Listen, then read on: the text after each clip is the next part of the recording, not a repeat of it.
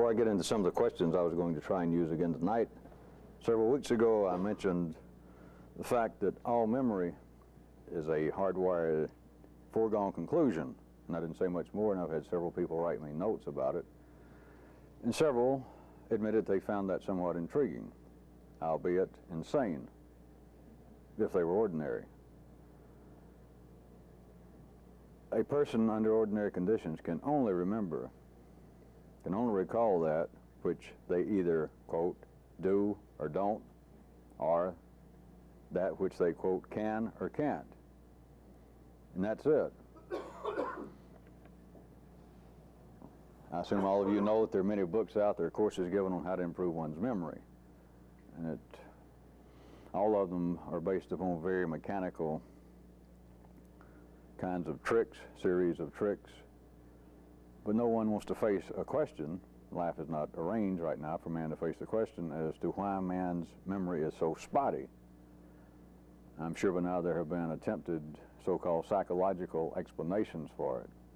But why is man's memory so spotty? I have just answered that for you.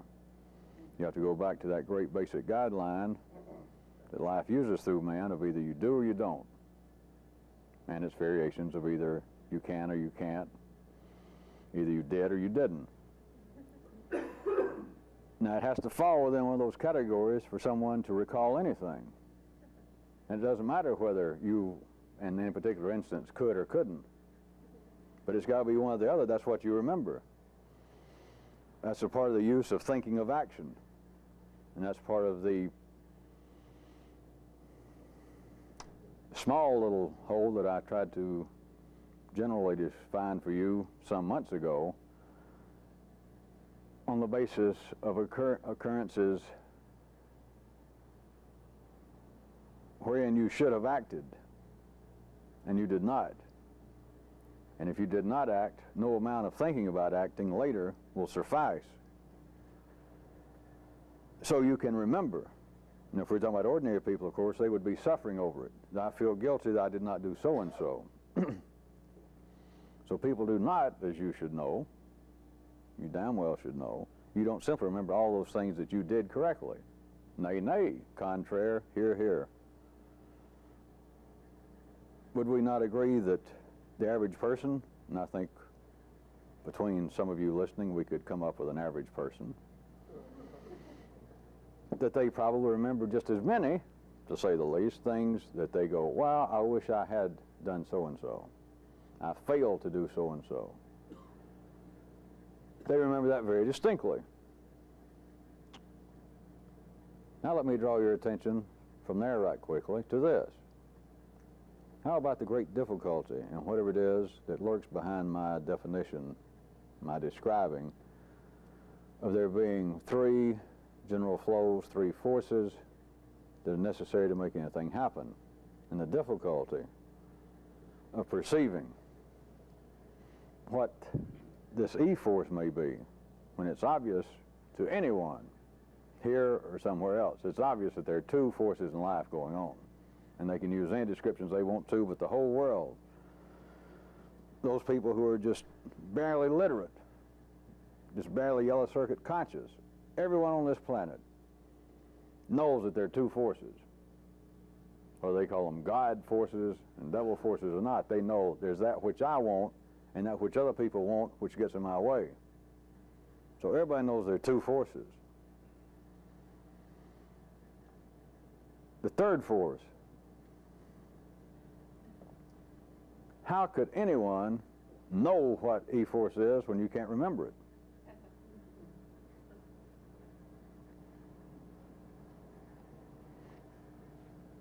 All right.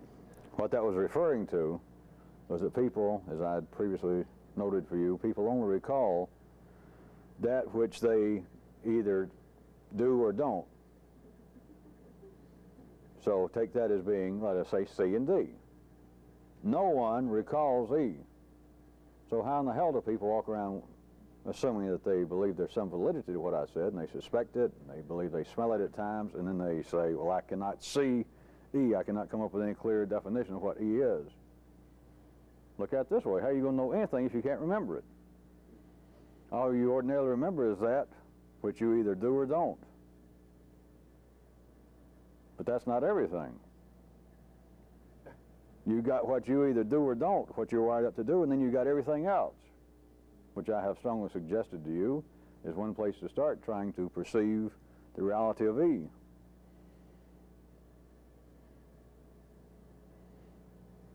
I was trained to be gradually subtle.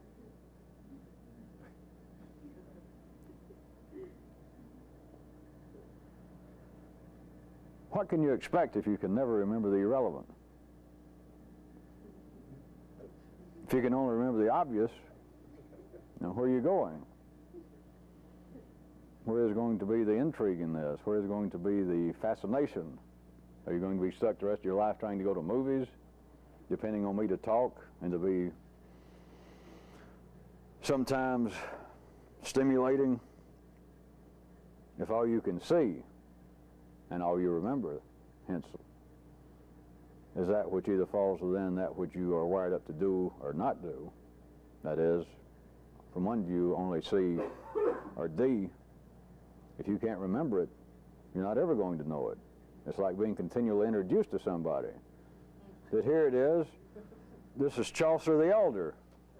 You turn away and I say, you turn back around, you say, who's that? You say, that's Chaucer the Elder. Remember him. You look down, you say, well, I got to go. Bye, and bye to you, sir. What's your name? That's Chaucer the Elder.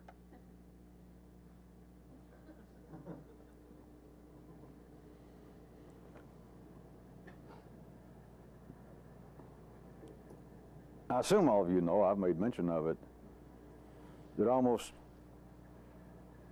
all religions of any size, and then most would-be mystical cults that derive from them one way or the other, have some notion of a trinity of some kind, of three gods, or the Christian idea of this Trinity Godhead, which is just a variation of parts of the Hindu scriptures.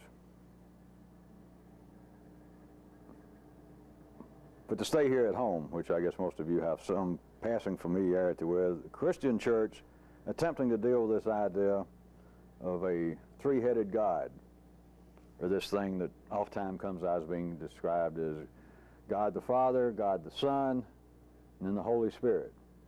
God the Father, you know, everybody's got that. Everybody all over the world, everybody knows, yeah, there's a God. There's no man somewhere. Then all religions have some prophet of some kind. In Christianity, of course, God the Son is supposed to be the man Jesus. Then the Holy Spirit kind of breaks down. But that's true if you tried, I'm not suggesting you do so, but if you tried to read books with some kind of title, such as The Basic Philosophy Underlying Hinduism, I'm sure there's something like that. If they began to wrestle with the idea of the three gods that keep everything going, you always get to the third God. You always have the creator in some sense. And then you have the destroyer, the anti-God. Talking about C and D. It gets to E, at least the Hindus made statues of them. But you look and you're not sure what that statue is about. Of course, they made more than one. They covered themselves. But at any rate, they get to the E God, the E force, and it's just there, and people accept it. There is no rationale for it. The yellow circuit, in any linear sense, cannot make any reason out of it. We just stay to Christianity. You just cannot. The church never has. The thinkers just give up. They always fall back upon, well, it says so in here, in the Bible or in our Holy Scriptures, and so it must be true, but it's more than that. It's more than that. If there was not some validity to it, if there's not some reason, I point out to you, as you should know by now, this idea would not have lasted thousands and thousands of years when there's no basis for it in reason. And when the yellow circuit cannot make any sense out of it, all right, there's the good guy, the good God, and then the bad God. Now what the hell is this other God? Where's this? What is this? And so they don't discount it. They don't say, well, wait a minute. Somebody misunderstood God when he described the scenario. Somebody just put him in. No, it seems right. They leave it in, but nobody can describe it. Nobody knows what it means, but they leave it in. The difficulty, I was going to suggest to you that ordinary consciousness, at the level that's been necessary for humanity, of dealing with what seems to be a third force, a third God, is not through some great cosmic mystery or some spiritual mystery that God has clouded men's minds. It is simply that you're now dealing at the binary level, three-dimensional reality, with an irrelevant God.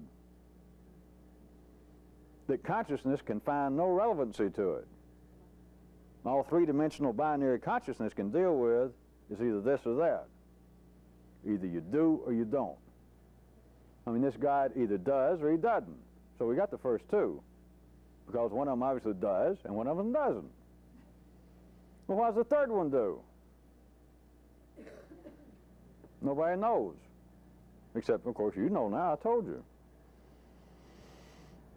Everything that does not fit into either you do or you don't, that's the domain of the e-God. But nobody knows him or her because nobody can remember him or her. I told you it was Chaucer the Elder. You just met the man. Oh, okay. Who are you?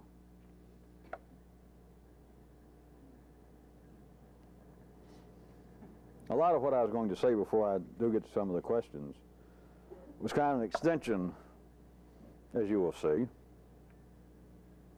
of biochemistry and the single man or woman. That's love American style, isn't it? Some more of things that I have mentioned recently.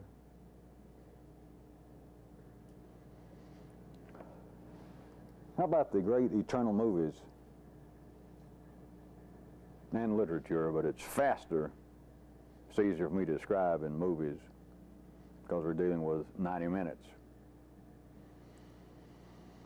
Out of a 90-minute or 2-hour movie having to do with a homicidal maniac, somewhere in the movie, probably toward the end, the latter half of the movie, they will spend upwards to 90 seconds having this homicidal maniac detail for all of 90 seconds the insane behavior of his father, which, whether they point it out directly in words or not, is proof of how the environment turned this person into a homicidal maniac.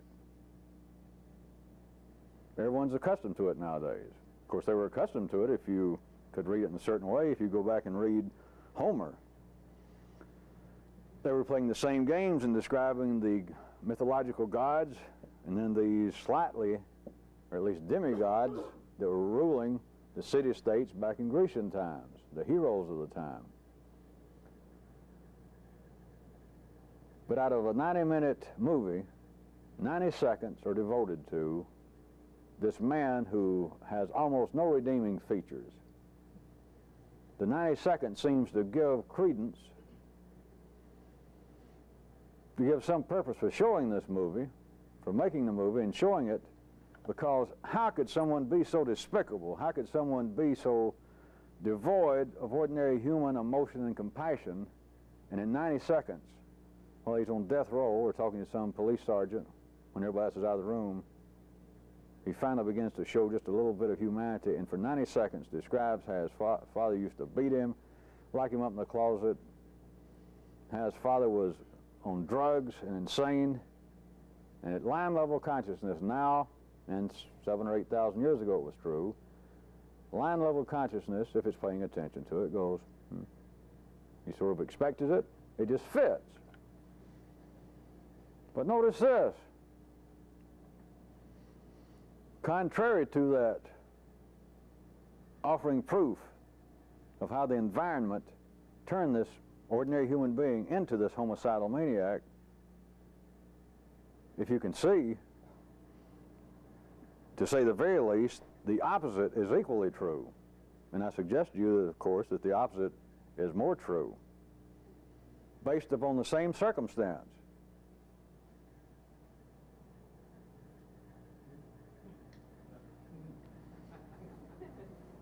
If you notice, the slipperier it gets, the slipperier it gets. All right, very quickly, he says, my father was insane. It was just, I'm talking about insane. And you didn't have to say anymore. Ah, and you grew up with that? Well, no wonder you're nuts. No, his father was insane. You're insane. Fuck the environment. The proof is quite simple, if there was such a thing as binary proof. And yet everything is arranged, which I'm suggesting you again is part of the great master stroke, wherein man is offered the appearance of potential success in what is a rigged battle.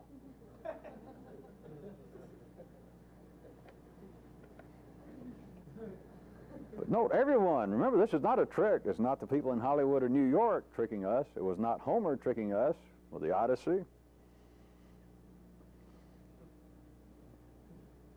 They offer the circumstance that King so-and-so, once he took power at just an early age, when his father died and he was only 15, within 6 months he was as crazy as his father was. His inhumane treatment of the people equaled his father, and it took his father 40 years to become such an overtly bloodthirsty barbarian.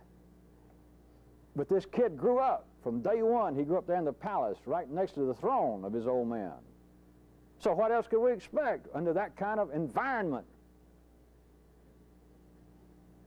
Because as long as consciousness accepts that, you have the appearance of potential success. Aha. Well, all we've got to do from now on, we've got to stop crazy parents from raising their children. Maybe we can't stop them from having children. Maybe we shouldn't.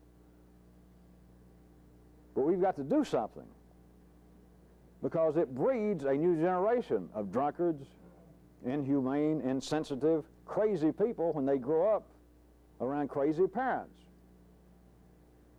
Part of the master stroke is all you got to do is change the environment.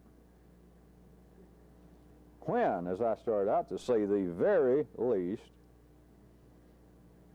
the opposite conclusion could be correctly drawn just immediately from these quick 90-second scenarios of the homicidal maniac saying, well, my father was crazy. I'm talking about nuts. I'm talking about crazier than I am. Oh, well, that explains it. Yeah, it does. Except that's not what consciousness. Consciousness doesn't say, yeah, it does in the same way as you know that I meant, yeah, it does. It goes, oh, yeah, it does because of the environmental influences of your father. As long as that is the unrecognized, two-dimensional reflection, then part of the master stroke is that life is holding out the appearance of potential success. That is, all you got to do is change the environment, and everything will change. But it is basically a rigged battle.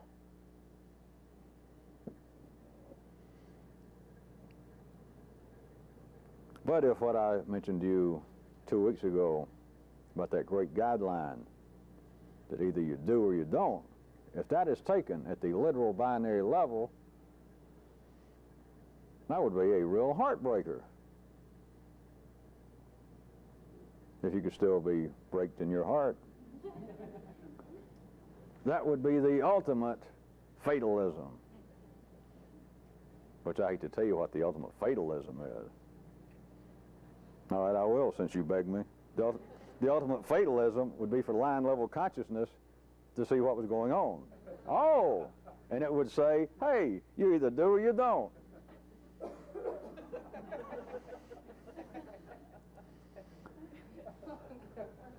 But as long as there is the appearance of potential success, then for me to put crude words on it, but you can't leave it at this now. I'm not revealing this much. But as long as there is this potential success, humanity continues to claw and scratch, run the great race, or to either fall down the ditch and quit running the race, because remember, you either do or you don't. Some got to fall in the ditch and give up. Others have to keep trying to run harder and harder. But humanity as a whole continues to live by the appearance of success. Of course, over a long range, there is a success, as I continue to point out to you, and as all of you should see by now, that life is not going downhill, life is improving. No matter that line-level consciousness tells you otherwise.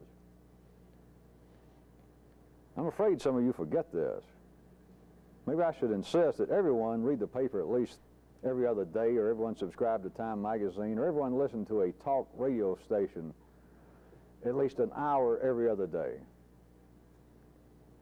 Because you have got to recall with passion, you got to feel your system vibrate, to turn on the radio or to read a letter to the editors of a paper and somebody point out, listen, do you realize we are running a whole generation? This is one I just read or just heard in the last day or so. That this person speaking said he'd gone into schools, public schools, and private schools, and he looked at the food that they were serving children, and it made him sick at his stomach that we're killing the youth of our nation. This man was throwing in religious connotations, if I must, in case you think he was too much of a pear tree. But he was saying that we are absolutely ruining a whole generation of children.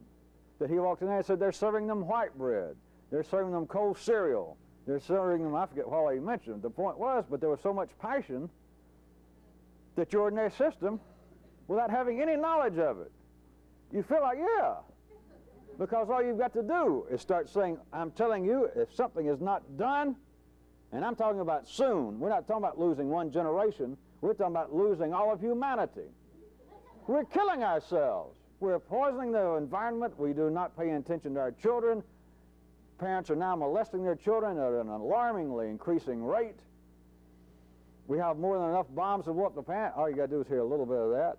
And everything in your system, from the line level down, and it is not true. All you have to do is just have a modicum. Well, to put it technically, just a teeny-weeny little ability to be conscious beyond your own hardwired self. You knew enough before you ever met me, but I pointed out, such as we're killing our children nutritionally. And somebody actually just, if life was just, like you think it should be, somebody would walk up to this man and say, sir, how old did your parents live to be? How old did your grandparents live to be?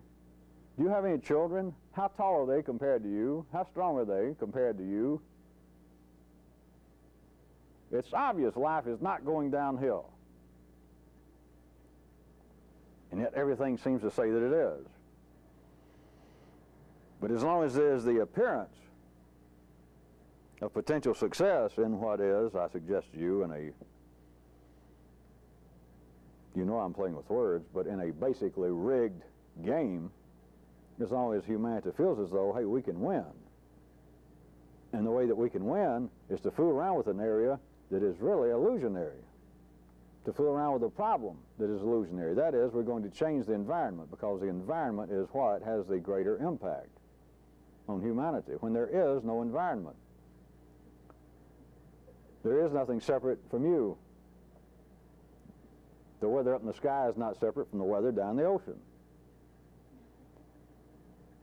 As long as there is that appearance of potential success, if you don't like my term rigged game, when there is the appearance of potential success in an area where there is no problem, what better way to spur on this great herd of dumb rats of which we're all a part?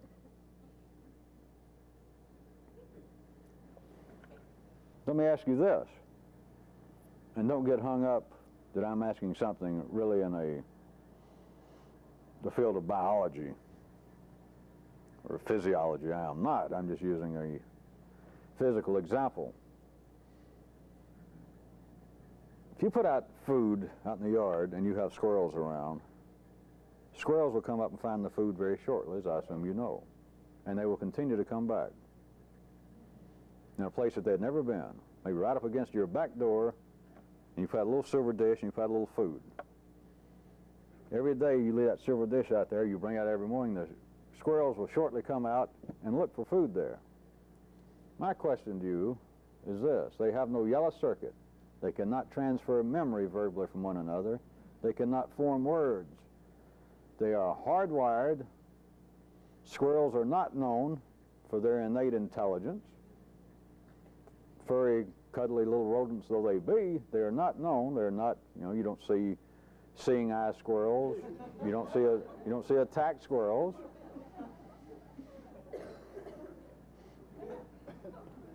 They're wonderful creatures, and their intelligence, I'm sure, reaches the level of some politician. Well, how is it that squirrels continue just after once or twice will faithfully come back there? No yellow circuit memory.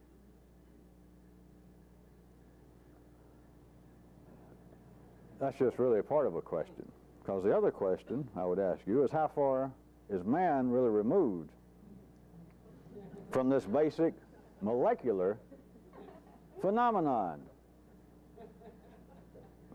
Now, I have correctly pointed out to you some time back, you recall, of the use that life has made of the yellow circuit, one of the uses, and that is memory.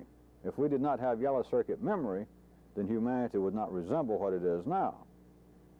I assume all of you remember that. Once you just get a glimpse of that, it's just glaringly obvious that there has to be words, there has to be yellow circuit memory, which, as long as you got yellow circuit, you're going to have language. Humanity could not perform as it's performing without yellow circuit memory, without one person, one generation, if you want to be literary about it, being able to tell another what they did. For one person to be able to say, all right, you've been hired here to work in the factory and you're doing this particular job making light bulbs. And somebody that knows how to do their part of making a light bulb, putting together a computer, putting together an automobile on an assembly line, performing necessary mathematics in some technical field, to tell somebody else, here's how you do it. Maybe even write it down in a book. Right, it would seem then, if you followed that man would be far removed, not just the obvious ways, but be far removed in memory from squirrels. But I ask you, how far removed is man from that basic molecular? I'm talking about basic.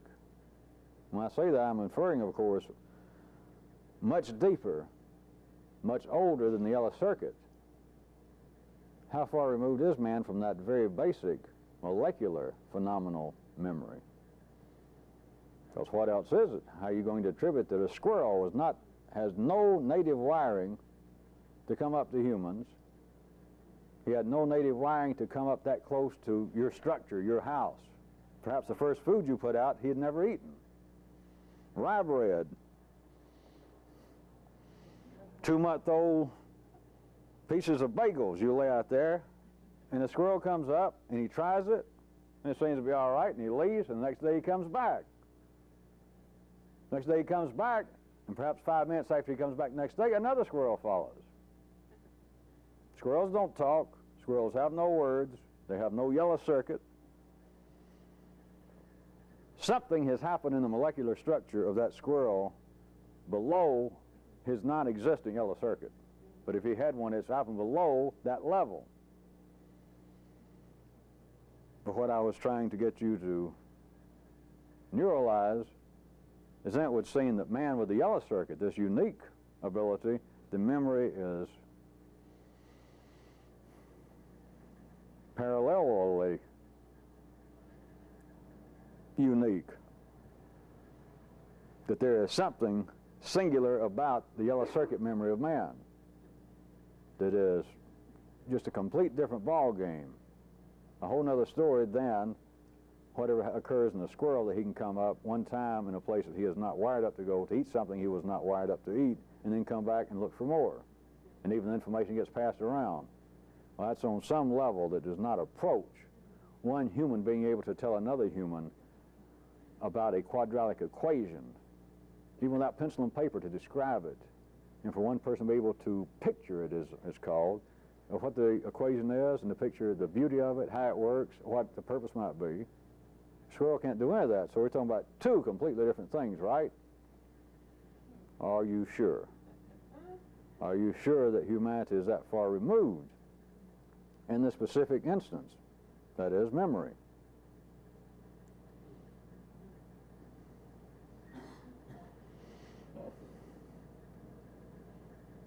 You might take as a little battle cry or a little motto, I would say for 17 days maximum, 12 days minimum, is the motto, remember the squirrels. And speaking of that, let me ask you this.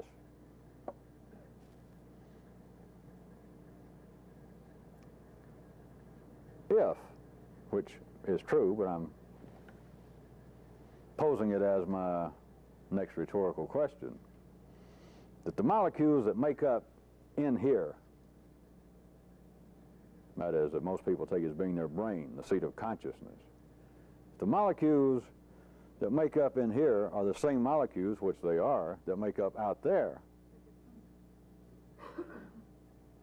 which the former is attempting to comprehend.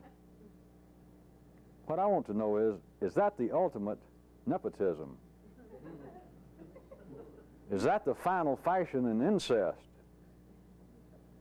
Or is that the prime mover in the attempt to self-generation? Or, if you don't like that, who's zooming who? That the same molecules that make up everything out here are the same molecules that make this up, and this is attempting to figure that out. Absolutely, to figure that out. And it's the same molecules that make up this that's studying that.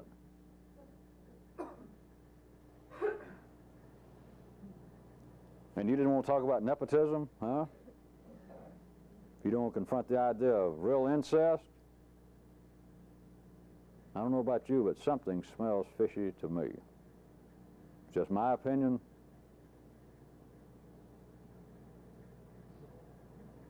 No, it's not, but it seemed like a good place to end.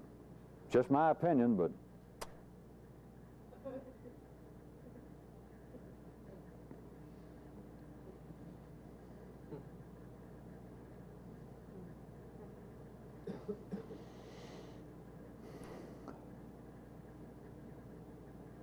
also several weeks ago I mentioned something about not trying to impress people. How about this? Several of you wrote notes about that.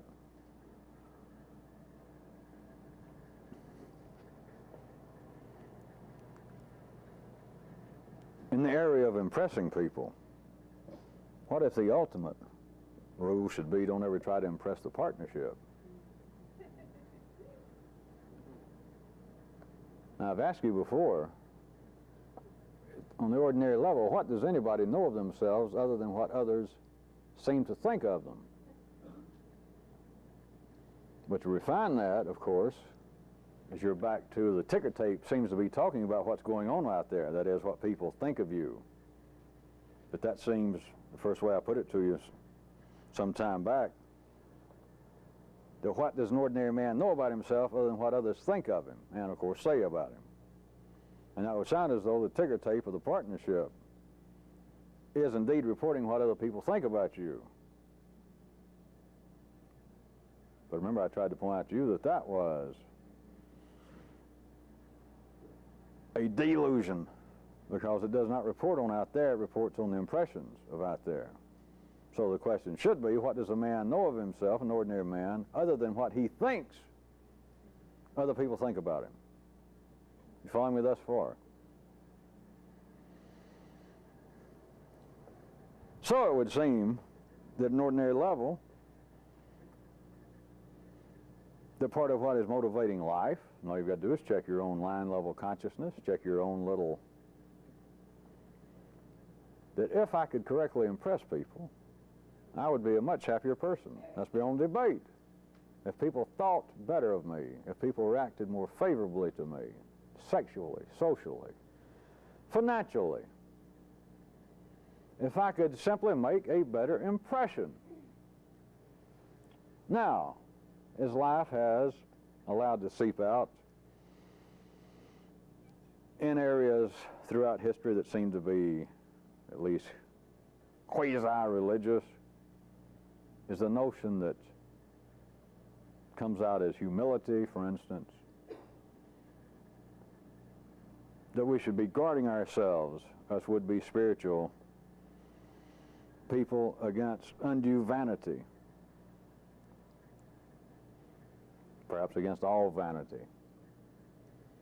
We should not be trying to impress other people. That is one of those things that survives because it has a certain ring to it. It has a certain vibration that affects many people. It probably affects all of you in the past that are hearing this now. That to be a spiritual person, to find some great secret work, to get in touch with some great mystical brotherhood somewhere, surely part of it is to be either humble or humble. It just must be. It feels right when I hear about it. And I think how great it would be to be that humble. I'd be so proud of myself if I could be that humble.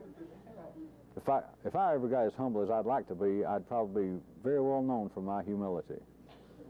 And when I would walk by, people would say, I guess that's enough of that, isn't it? It's always fun to think about, though, isn't it? About I'm the world's, my greatest claim to fame. I'm best known for being so humble. I'm talking about fucking humble.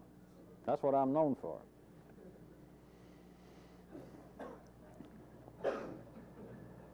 But, as many people find out on the mechanical level, if people found out anything, trying to impress other people, falling back upon the great guideline of either you do or you don't, trying to impress other people, or, on the other hand, trying not to impress other people, does not seem to bring about the expected result. No matter how hard I try to impress people, no matter how much money I spend, no matter how many nose jobs, hair transplants, weight loss programs, speech classes, etc., still something is lacking.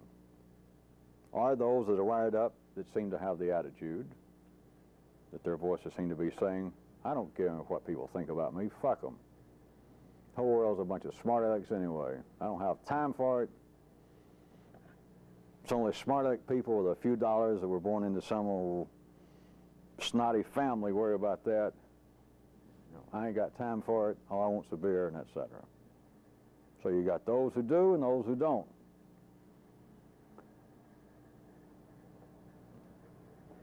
But can you turn your attention away from where the voices would normally be?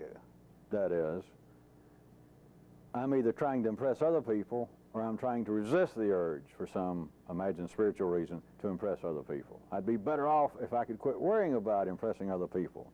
I would surely be happier. What if the highest rule in this area was, as I started out giving you, if you could cease attempting to impress the partnership, or those of you that are not quite up to the verb, if you could cease trying to impress the partner, I suggest to you that you'd be much closer to the secret, because then you're not dealing with the mechanical wiring of either you do or you don't,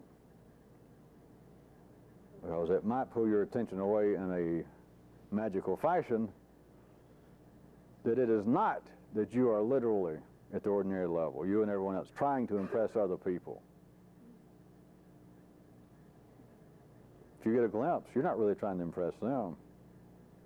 You're trying to impress the partnership.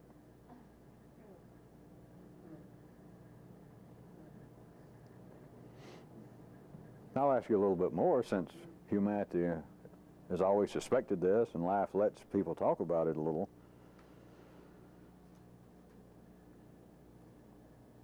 Can you imagine what it would be if you were free of all desire to impress anybody, including the partner, but back to what it appears to be, to impress anybody? What if I suggest you, in a dimension beyond the binary 3D world,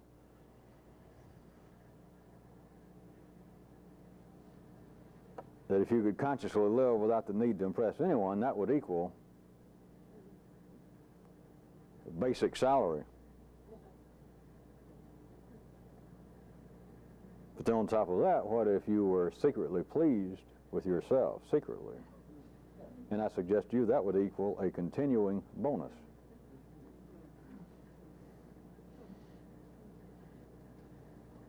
But it's all secret.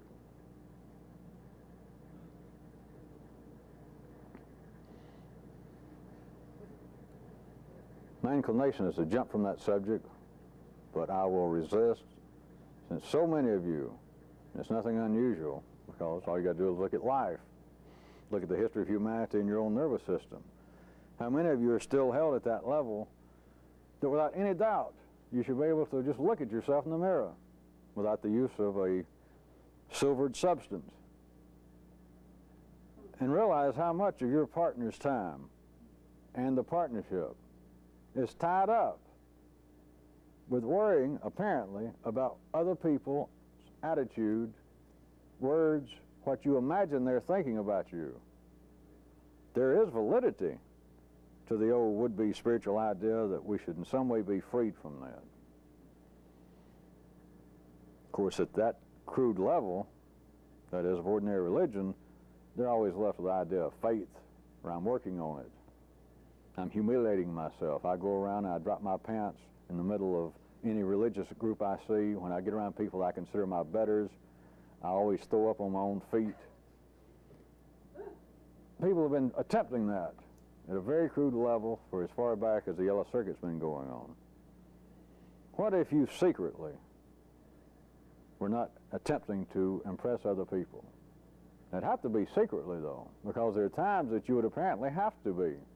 People would be expecting it, and you would apparently be going along. It has to be secret, and then to be pleased with yourself is a stage beyond that, but that too, of course, is secret. Or else you're back, which is not possible to an act be here. It just sounds like it's possible, but if you understood the first part, if you could do the first part of having no need to impress anyone, including the partner, then the second stage of being secretly pleased with yourself, to say that somebody sometime would catch on, that is a true acme right there, because that sounds like, well, that's possible, but it's not. Then you'd be back to, hey, do you know who I am? I am famous for being humble. It is secret. Anytime it's not secret, it's not going on. Anytime that anybody else did have the impression that, boy, is he pleased with himself, then you and the partnership are back wheeling and dealing. If, of course, there was some validity to the observation. But then I'd have to ask you, what observation has no validity? How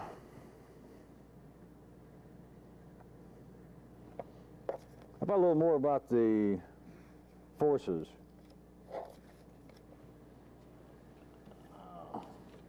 I had several good questions, but let me give you something else about the forces. See if I can pull your attention, and with the words we're still left in the beginning, the sound of them, the mechanical molecular effect on everyone, is it is a three-dimensional world.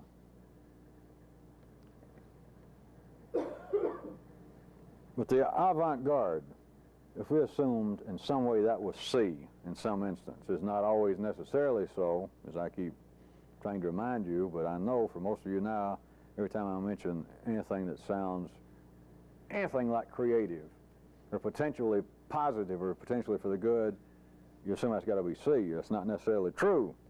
But be that as it may, the avant-garde generally would fit into what I've been describing generally as C.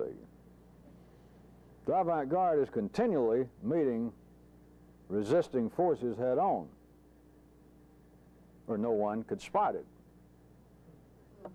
But listen to this. The avant-garde is also, if it's not meeting resisting forces head on, it is encountering the derriere garde from some army just ahead in lineal combat, that by the very definition of an avant-garde, it's eventually going to run into the rump forces of whatever had been ahead in a linear world.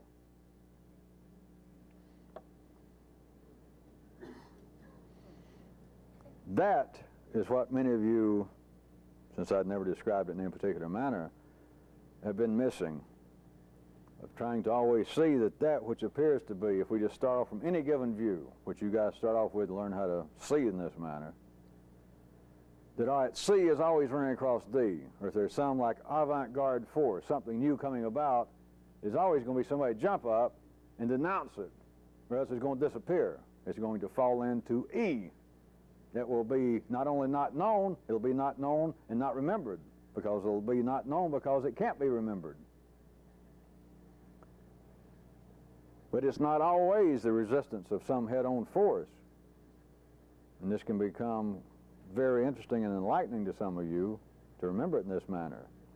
If it's not doing that, and it is going to survive, then the avant-garde, if it's not meeting at any particular time head-on resistance, it's going to be encountering the derriere guard of the group, the troops, the army, right ahead, by its very definition of being avant-garde. Now, part of this happening in the linear world is that these encounters serve to cut up life into sequential events, so that apparently everything doesn't run together. If everything ran together, nobody would understand anything, or, this is an act B because it couldn't be true, or everyone would suddenly recognize E, and life would grow. If it was like a human, it would grow 2.5 feet and put on 74 pounds in 2 seconds, which would kill you and me, and at its level it would not do life any good. The continuance of what appears to be an avant-garde, just in the full meaning of that, not just limited to any artistic connotation. It is either going to be meeting the resistance head-on of whatever pops up and says no to this, that is not what we should be doing. If that is not the immediate appearance, then what some of you have been missing is it is getting, I'll call it a more subtle encounter with what amounts to a derriere guard in that same area that's been sequentially, linearly, right in front of it. That is what has already established, the accepted way of doing this. And sometimes you can mistake the two, but I would not bring it out unless I was inferring to you that there is a discernible difference that can explain a lot of things that you now cannot see.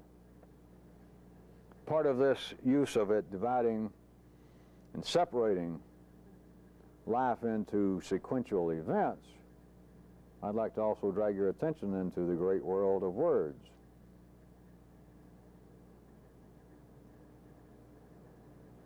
If you examine the sentences that humanity speaks, to examine what has been written as far back as recorded history goes,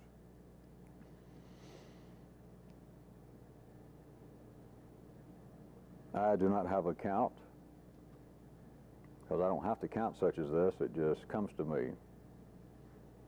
But all of you are free to check it if you want to waste your time in that manner. How many sentences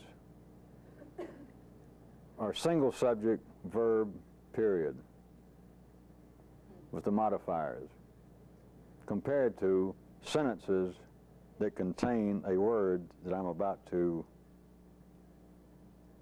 note for you? That great word is but. How much of what you say, how much of what you hear other people say, how much of what you read every day in the papers, magazines, books, how many sentences contain but? That the sentence goes along and it says da da da da da, comma, but da da da da da. Now that I've mentioned it to you, if you begin to note, you can sometimes read paragraphs, pages, that the overwhelming preponderance of sentences, that there is the overwhelming preponderance of sentences on a whole page are da da da da da da, but da da da da da da. At line level, we're all in the habit, no one notices it, of accepting this.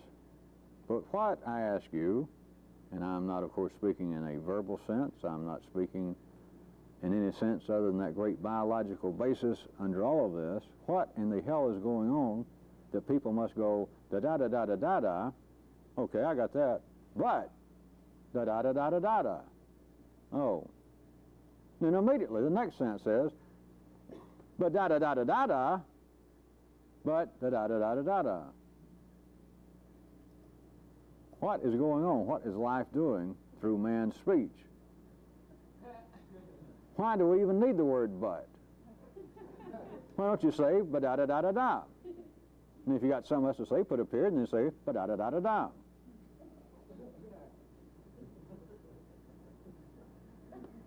Does it not strike you just on the surface before you go away and ponder this weighty matter that this seems to be a less than efficient use of one's tongue and time? Because you go da da da da da da da, but da da da da da da da. Wait a minute, don't give me all this. If it's but da da da da da da da, skip the first part. Just give me da da da da.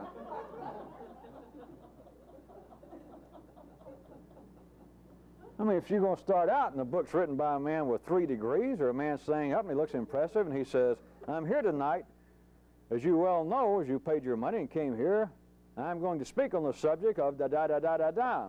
But, wait a minute. Up until now, you were right. I came here, I paid my money, I dressed up, I took a shower. You're the fella, you look like his pictures I saw in the book, and you say, just like your ads did, when I paid my money and got my ticket, that yes, I have been scheduled to speak on the subject of my latest book, which is, as you all know, ba da da da da da. But, now wait a minute, I don't know but. I came to hear that. Or, contrarily, my plan to speak tonight on the subject of which I am most identified of da da da da da da. But, of course, some, since it's some do and some don't, some may have heard the first part as he said that I'm scheduled to speak on so-and-so and went, uh-oh. And he says, but, and you go, oh, okay. Oh, but. So the great rabbis, the great priests, God told man to do so-and-so, but.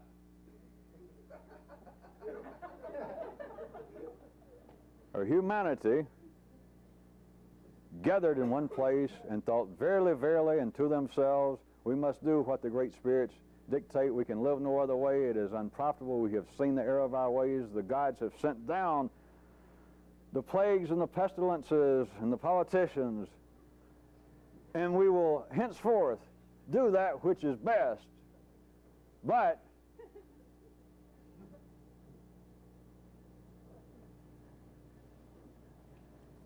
I'm suggesting to you that there is something very basic going on biochemically, and it comes out as the word but.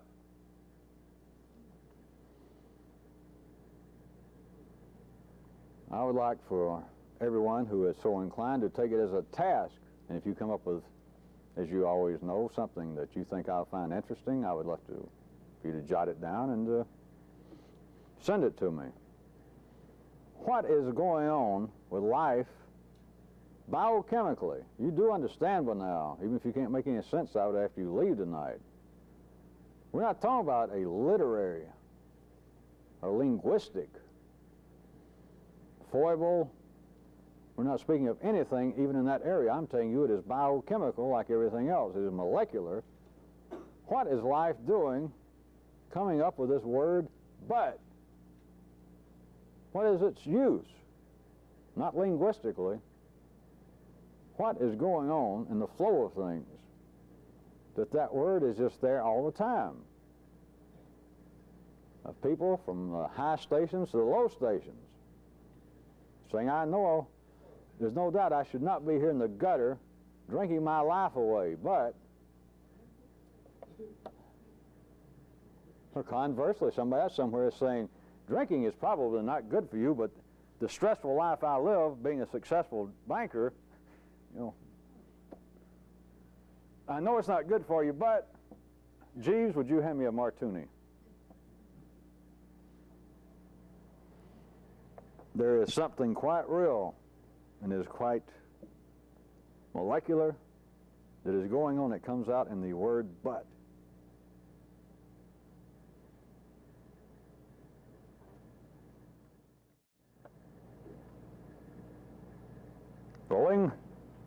Rolling down the road. I'm going to use some of the questions. One is I've had several new questions that came not just from here, from some of you people out of town. So once a year I respond to these kind of questions having to do with dreams. People asking, wanting to recount dreams to me at times, asking what can be learned from dreams, how should I study dreams, what is their great importance when they obviously have some great importance. And so I ask you, again, my friends, does it not strike you curious that humanity has devoted so much time, right up until today, in the apparent solid belief that there is something immediately to be discerned of value to study my nighttime dreams when they ignore the fact that I'm walking around dreaming up here all day long? This is not to make light of you newer people who have written me about dreams or who might want to. To answer you specifically, is absolutely ignore nighttime dreams until you know what's going on up here in the daytime. It is absolute uselessness. It is foolishness. You will get nothing out of it. It's a dangerous hobby to even imagine you'll get anything out of it until you know what's going on up here right now in the daytime, until you realize that that telesite machine is dreaming constantly. You take it as being you. It's just a different sensation. It seems to be a different kind of conscious separation at night.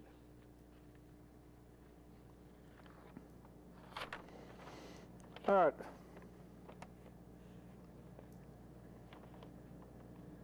I assume all you people can listen to me by now, these questions, because a lot of them I read and I edit as I read along to get to the heart, whatever I make the heart of it to be. What is it in life? What is life up to when there seems to be a kind of extraordinary real communication between two people, sexually, is what's involved here? Where does it come from, etc.? Why is it that seems to be so transcendental at times with certain kinds of people? It seems to just speak for itself, a certain kind of caring that does not ordinarily come into relationships, etc. What is going on biochemically? It seems to be rare to have this kind of communication with someone of the opposite sex. All right, this in past times, of course, some of this would have been called great romantic love. I assume that many of you have been through this. I hope so. If you have, you certainly remember it like that. Sometime you were just madly in love, whether it lasted an hour or a year. But the kind where you just madly in love, as they used to call it. What I was going to point out to you, the person asked, is there a biochemical basis for this? And there is. You can look at it this way, back to the circuits, remembering that there is no such thing as three separate circuits in humanity. If we ever get much further, I'm going to drop all that. But it's got to be the point by then that you can see it, that I am a totality, I am a continuum, and I do not stop from my toe up to my pelvis. There's no red circuit down in here that suddenly it starts there and then a blue and then a yellow. Plus, life does not stop. I do not stop in life when it comes to the top of my head or the ends of my fingers. But, back using that kind of description, see, if I could talk to you people differently, I'd never have to say but. If I could talk to you differently, I'd never have to say diddly squat. That's a technical term in the mystical trade, son.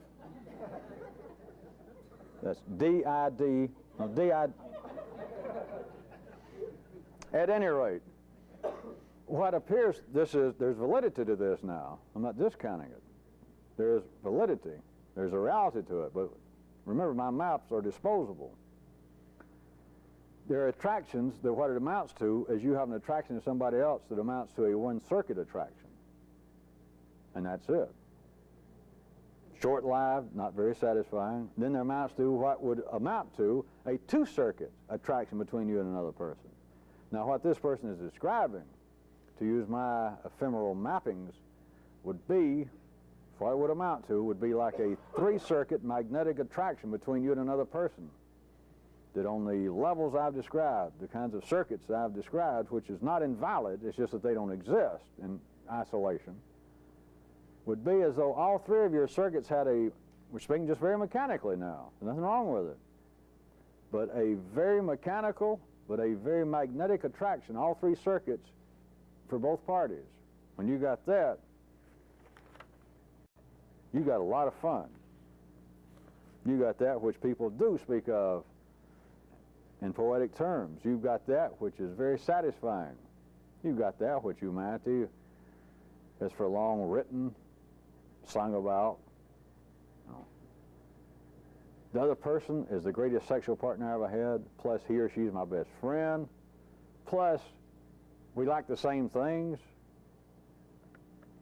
It's just, I can't imagine being without the person. The person is my best friend. I mean, I'm talking about my best friend in capital letters and quotation marks and underline. Plus, I can fuck them.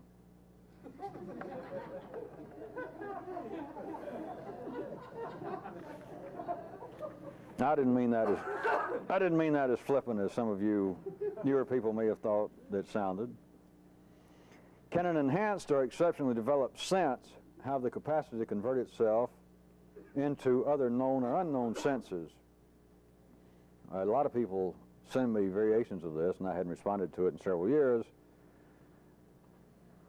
To use that description, which I would not have normally done, it would be that the ordinary senses that are already developed in man would be what this has always been attempted to do at any given time and place, is to develop unnecessary consciousness of an additional sense. And of course, I'm not talking about what people nowadays talk about ESP or some seventh sense that I can look in people's face and tell you how much money they got in the bank. It is, using my mapping, it would be beginning to develop a fourth circuit which overall for humanity right now is unnecessary. But it has to be that there's a kind of development of the senses you do have, or as I normally refer to it, as a kind of lateral expansion within the system itself.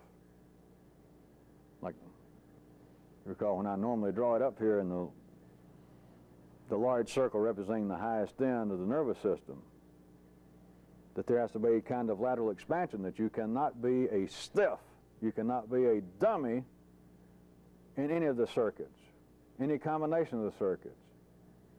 You cannot be some kind of stranger to life. You cannot feel as though I am a wandering exile.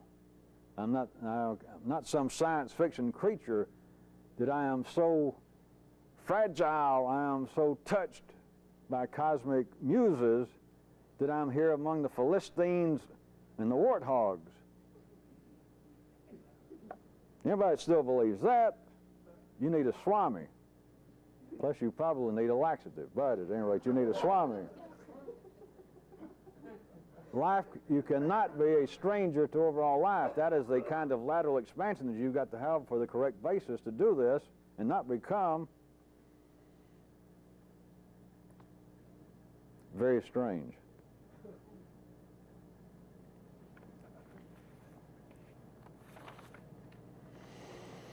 Why does a good rumor, parentheses, as in heard any good rumors lately, always seem to mean a bad rumor? Is a sea-based rumor possible? It's a good question, and the person that anybody could ask that question, describe that, should know the answer, but I'll go ahead and put it to you like my own questions, or my own hints. and all of you should know this, if you try and pass along absolutely positive information about a third person to somebody else, you're talking about the other person. You're talking about dealing with an attention span of up to 1/100th of a second. And all of you should know that. If you want to just stop a conversation, if you want to see somebody just turn their head and say, hey, you remember so-and-so? And they say, yeah. You say, I met him, I hadn't seen him in about 5 years. I met him the other day, and I'd heard you people talk about him. I just met him casual about 5 years ago. I met him, and we had a chance to talk. And that's one of the finest people I have ever met in my life. I don't know when I've enjoyed just the conversation and the intelligence and the kind of personality, just the niceness, the basic humanity of that person. Now that I mentioned all of you should know her to go try it. Tell anybody you know. And you'll see somebody and you say, you know so-and-so, and they go, yeah. You say, is he not or she not one of the finest humans that you've ever met? And you'll see the eyes and consciousness just fall over and go. And the best you'll ever get out of somebody, another person go, oh yeah. And how about the other thing I used to point out to you, that all news is bad news? Let me expand that, or variate it. See, yuppies think they're the only ones that can make up new words. Let me variate it. I just made that up, so let's make a variation. Is any news to be worthy of note must be D-based.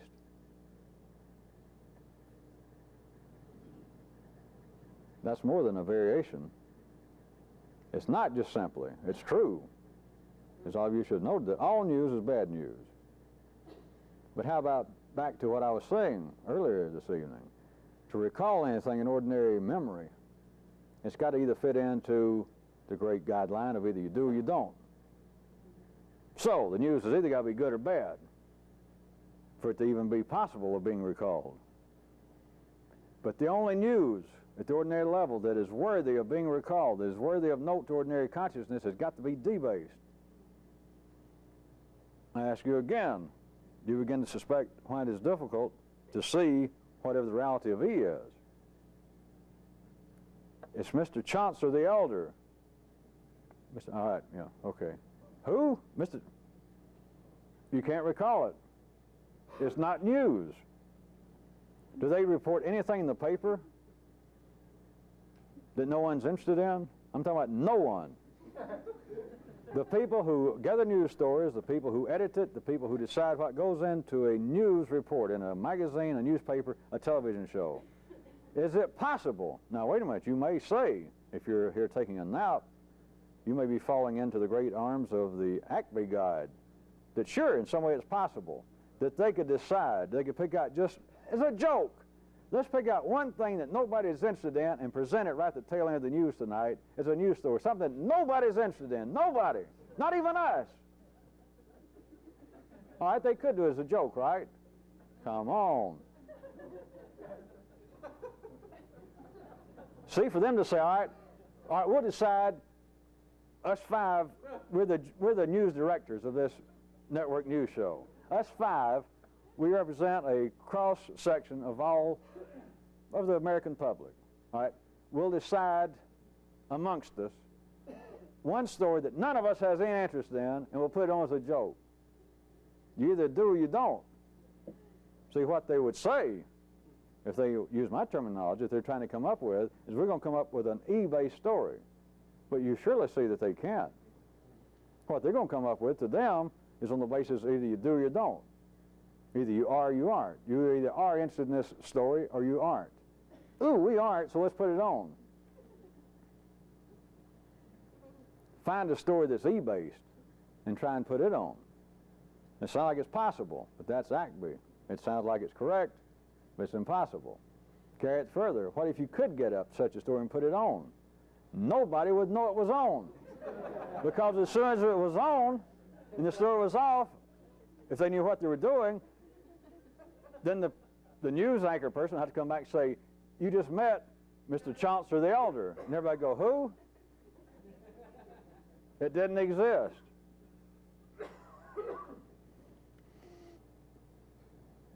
that's still responding to, if you were hearing, why all news is bad news. That for it to be worthy of note, it is generally debased, but it's got to fall into either you do or you don't, either you are or you aren't. But I'd already pointed out when I was using the basis of the question to start with on rumor, is to tell somebody, hey, you remember so-and-so? And they go, yeah. Are they not the most decent, upstanding, intelligent, just nice person you ever met? Yeah. What do you think? Is anybody going to bet me that they're going to walk off and sometime later say, you know what, I was talking to so-and-so, and let me tell you what they said about so-and-so. They said, what a fine, decent human being. Is there any chance of that person? I'm not saying they disagree with your evaluation, but is anybody going and saying, hey, so-and-so was talking about so-and-so and told me that they thought that so-and-so was the finest, most decent. When you get around to the third party hearing this, you're really going to see drift away. And I ain't talking about the reggae song. It has to fall within the great guideline of either you do or you don't. And you should see where it normally falls. It's got to be one or the other.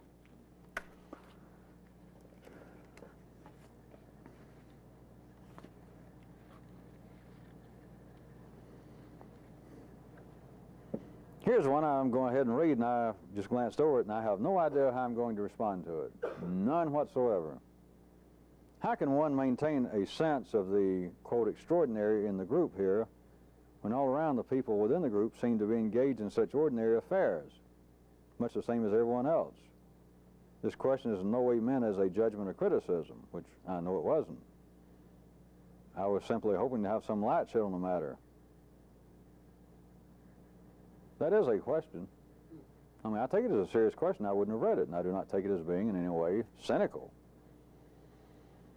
But I could also refer you back to some of the things I've noted, part of the difficulty in you people being involved with this, part of the way in which I've done it, part of the difficulty it's always been. I don't mean just me, but in history, why you do not normally hear of this occurring. You hear of that which, to by and large degrees, fell into either you do or you don't.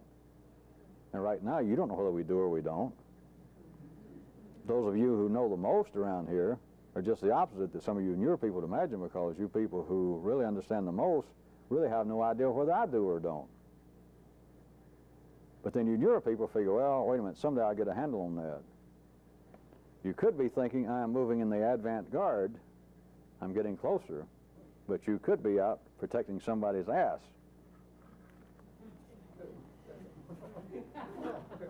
What is more extraordinary than extraordinary people doing the ordinary?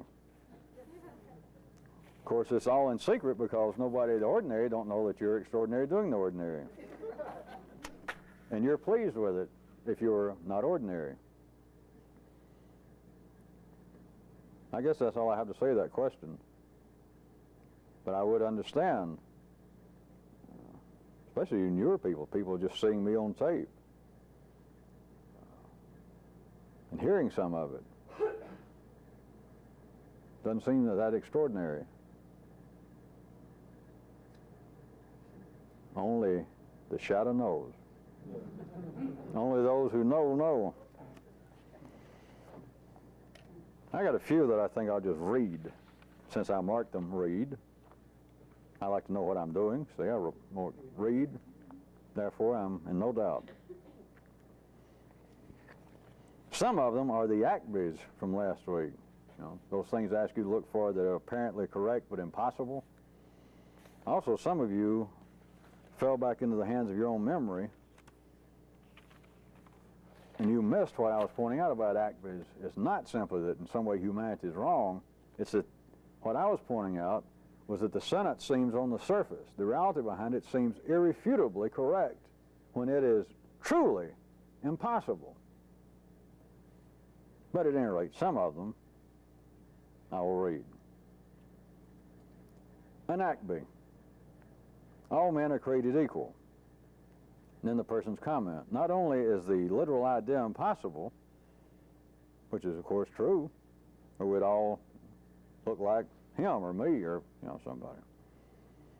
Not only is the literal idea impossible, but it is universally accepted by all those yellow circuit people whose job it is to describe the inequality and the injustice of just about everything. Then at the bottom their comment is, wait a minute, that makes them all equal again.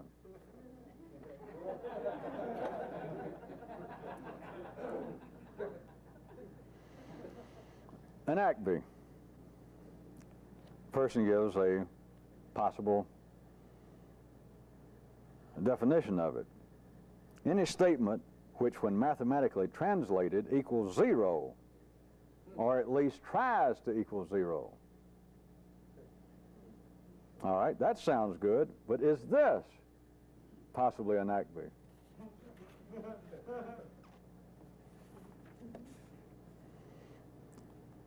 Some more ACBs. They're just quoting things that they've read and overheard and et cetera, like some of you did. The FBI is supplying a key informant with a completely new identity.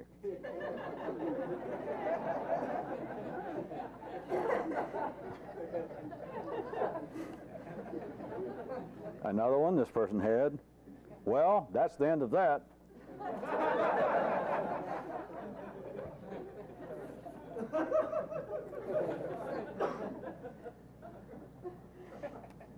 More ACBs. They're quoting now one of our illustrious services, that are as armed services. We're looking for a good few men to go out and shoot a few other good men. More ACBs. 20 million Americans can't be wrong. This is for your own good. It's so simple, a child could do it. You can't miss it. And trust me. More ACBs. Crimes of passion. I had to think on that one. Crimes of passion. The right to remain silent.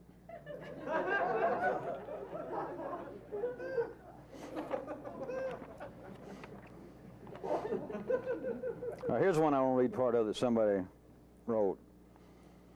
Okay, apparently everybody is working for somebody. An example of apparently correct but impossible. Example of an ACB.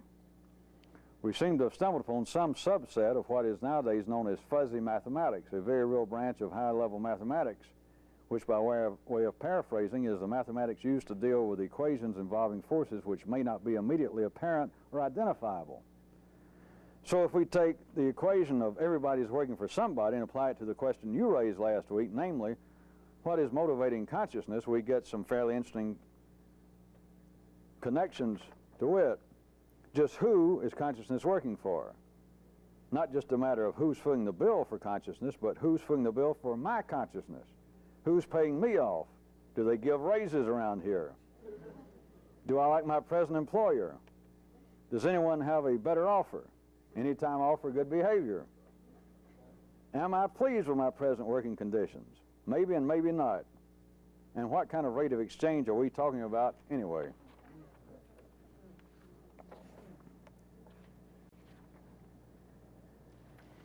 Here's one I want to read the parts of.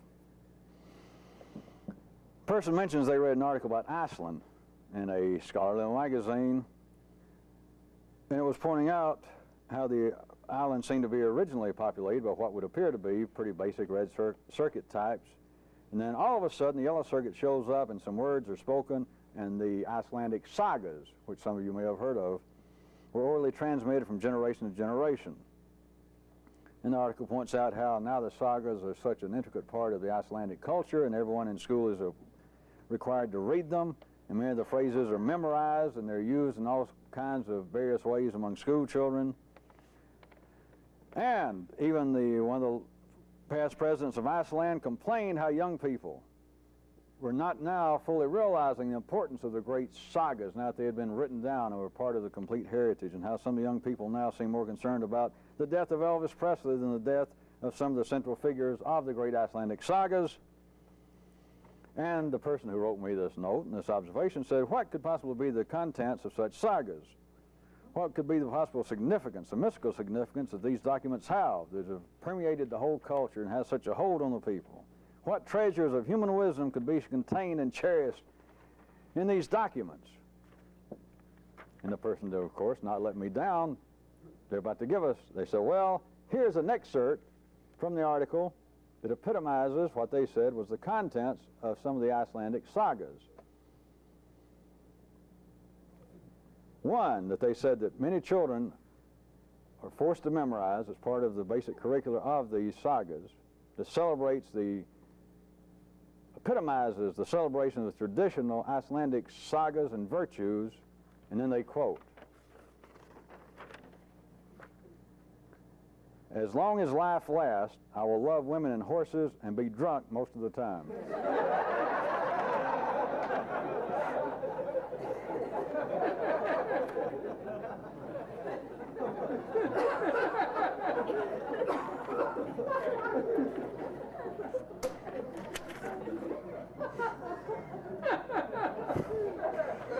One last.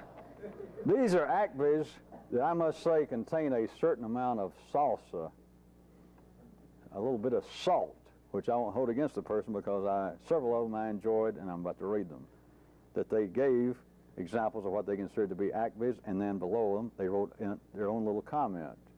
Pithy, to say the very least. So we will not take it personally, and I hope you will not laugh in any sort of hostile manner at humanity, seeing as how everyone originated from squirrel and pigeon brains. But two of this person's I will conclude the evening with. The first akbi, the quote that they have noted for me is, "We've left nothing to chance." Their comment is, really?